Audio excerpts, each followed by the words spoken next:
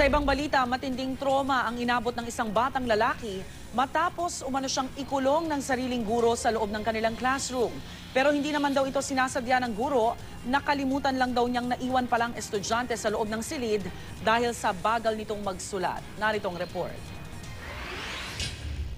Walang tigil sa pag-iyak ang grade 3 student na itago na lang natin sa pangalang Justin matapos umano siyang ikulong ng kanyang guro sa kanilang silid-aralan sa San Miguel Elementary School sa Bato, Camarines Sur. Kwento niya, iniwan daw siya ng guro sa loob ng nakakandadong classroom dahil sa kanyang bagal sa pagsusulat. Hindi pa po nun ako tapos magsulat. Tapos kinuha niya po yung bag niya. Lumabas po siya tapos kakunuha daw niya yung susi. Sabi niya sa akin, kukunin daw yung susi. Pinaglakan ako.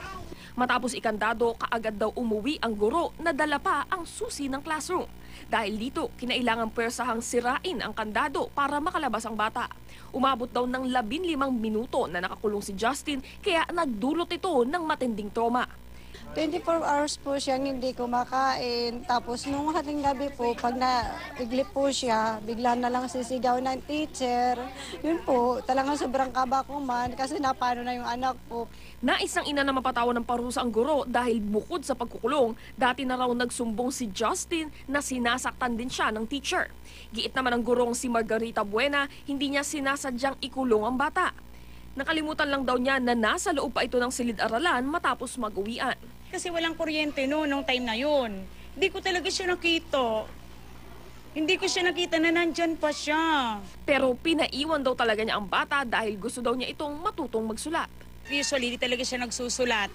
Sabi ko, wag kang aalis dyan na hindi mo yan tatapusin. Kasi ako naman, concerned ako sa bata. Aminado ang pamunuan ng paaralan na isa itong malaking kapabayaan. Pero kinausap na rin nilang pamilya ng bata para makipag-ayos. Para sa unang balita, Micaela Papa reporting.